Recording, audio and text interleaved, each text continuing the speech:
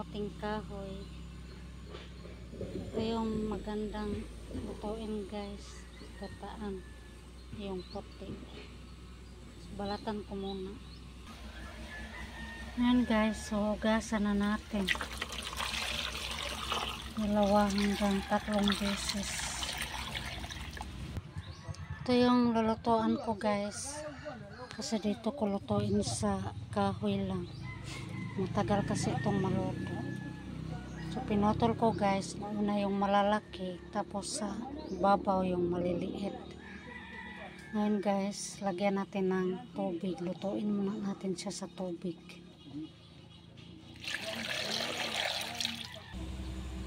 Hindi ko alam guys, ilang kilo po. Basta yung kinain namin 3 puno lang po. Inihan natin ng tubig. So ayan na guys, hayaan muna natin maluto siya sa tubig sa kalagyan ng gata at saka asukal. Kapag kamuting kahoy ang lulutuin guys, ganito talaga karami ang ano niya, apoy. Hindi pwedeng konti lang.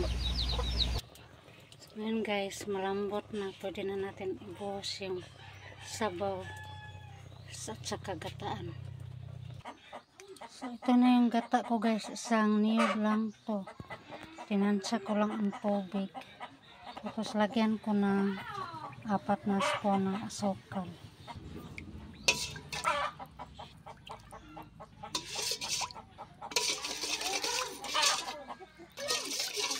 Tunawin lang natin.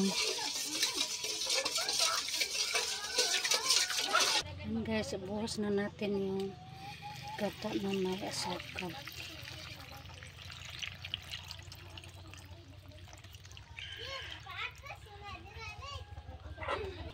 So, takpan lang natin ulit. So, yan guys, luto na, pwede na natin hamuin.